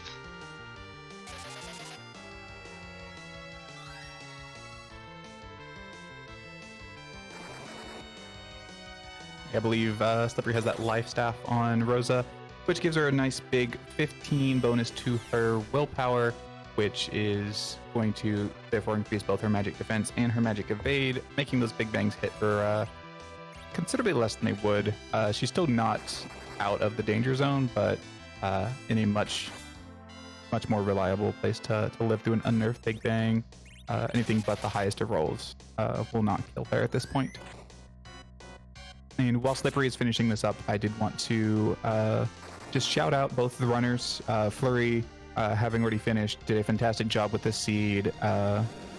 Managed to do Eddie Strat's first try, finishing with 1 hour, 12 minutes and 30 seconds. Slippery finishing up here. Afterwards, a more traditional grind and Z fight. They both deserve your follows. They're fantastic racers, and you're not going to be disappointed by their content if you like the Enterprise. And then shout outs to the rest of the Restream team. We have Gunna Pilot Spaz rolling this just masterpiece of a seed for his first attempt. I'm excited to see what he can roll going forward. Scala Kitty with not only the tracking, but also the Final Fantasy 4 knowledge, both DS and SNES. And Ali putting up with my shenanigans here in the booth and being a fantastic late night comms partner as always. Well, and a big shout out to you too, Zoe. It is always a pleasure. Well, thank you very much. I appreciate that.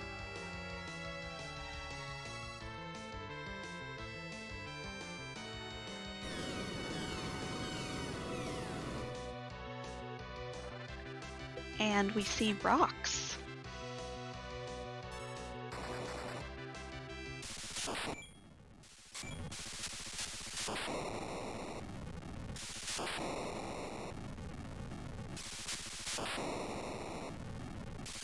We got rocked. We got rocked. And we have a shake and a flash. And Threemus is dead.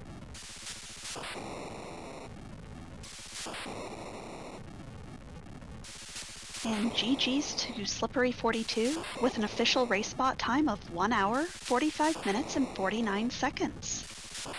GG's to Slippery. Took this seed and did what he could with it. It was a pretty interesting seed. The objectives all on the table right at the start, but sometimes the trick is getting through a nasty hook route and figuring out how you're going to kill Z. And this just goes to show that if it looks like a jet seed and it sounds like a jet seed, it may not necessarily be a jet seed depending on how it goes for you. Because Rando Gonna Rando and Board Face AI is not your friend.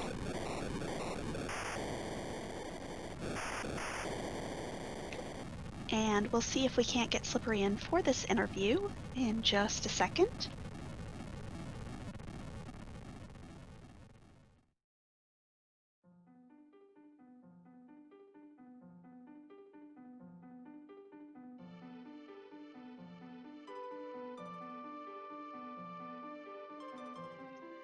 And while we get him in, just a reminder, this is the last race of the night, but we do have several very nice races tomorrow on Free Enterprise, RPG Limo Break, and Randomania 1. So be on the lookout for those. And I heard the lovely Discord sound, which means that we have been joined by Slippery. GG's. Oh, yeah, thanks. That was a kind of unusual seed. It basically pointed you at Eddie Strats with all the Edwards it gave you, but I've, like I was saying in the chat channel, I've only done them once before, and I didn't want to screw it up in front of an audience, so sorry guys, you had to sit through a D-Machine grind. Hey, no worries. I've only done Eddie Strats once, and the one time I tried them in this tournament was the one race where I wasn't restreamed, and they did not go well, so I definitely get you. But yeah, GG's, that hook route proved to be pretty nasty for you. Fleury got really friendly board face AI and allowed the Lit 3 to go off first try. I honestly think that was probably the biggest difference in this race, because by the time he got underground and got his Darkness Crystal, he got his Romus, you were still getting through your Mylon, just because that Odin was super rude to you. Oh yeah, and I mean, it kind of makes sense. It's kind of a pattern now. I think 2 of my 3 games in the table portion of this tournament have had an Odin blocking my progress underground. So Odin just has your number, and yeah. that number is 42, I guess. Indeed, or how like twice everybody's HP. And I did have a question on your D-Machine grind. Why was your Tele poisoned? So I realized I misclicked a week on the searcher, and had Yang like try and punch him before the week went off on the searcher, because I was like trying to kill him and cancel the spell. It one didn't do enough damage to kill him, and 2 basically ended up poisoning him and putting him to sleep too. I thought that might be the case, yeah. Cat claw, poison claw. Yeah, just if anybody watches my practice runs, I misclick way more than I should. It's just a fact of life. I definitely understand that. But yeah, so this is your first loss here in table. You're at 2-1. Definitely doesn't put a huge dent in your hopes for making it to the top 16. What do you still have on deck for your final 3 races? Let me check my my Discord history. I think Zyrak, McBain, and a Stone Dingley. All right, well, I'm going to come out and say that I hope that you beat Zyrak, because Zyrak beat me in the Magma route, so I want a little bit of living vicariously through you. I'll try not to disappoint. That's my my last upcoming match. I think that's a week from Wednesday. That'd be a good way to round out the table for you. So I've been doing a lot of talking, Ellie. I'm going to be kind and hand you the mic. Yeah, just kind of what have you thought of the tournament so far? Well, I was actually really surprised. I've gotten pulled away with 2 wins already. I mean, you look at the informal bracketology people have done on who's going to advance, and I think I've got the second least number of people thinking I'm going to advance to the round of 16. So even pulling out like 1 or 2 wins against this caliber of players is really pleasing to me. So I'm already happy with the wins I've got. But it'd be awesome if I can pull out some good play in my upcoming games in order to break some people's predictions. Absolutely. Well, we'll definitely be rooting for you. And plus, somebody has to represent Group Siren.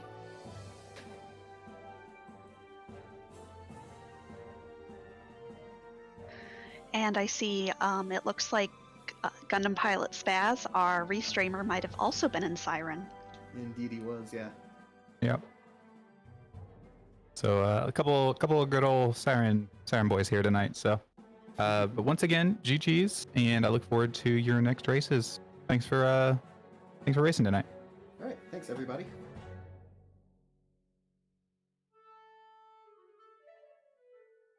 All right. I think that just about does it for here to. Ellie, you do this part. It looks like we're finished for tonight. Again, this was the last race of the night, but again, lots more races tomorrow.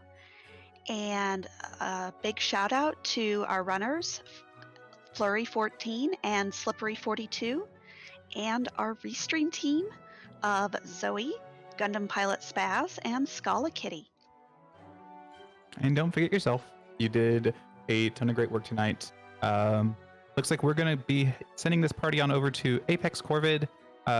So be courteous if you don't spoil this race, even though we're not moving to another race, just because there may be people hanging out that don't want to be spoiled. But that is going to be it for the rest of the night.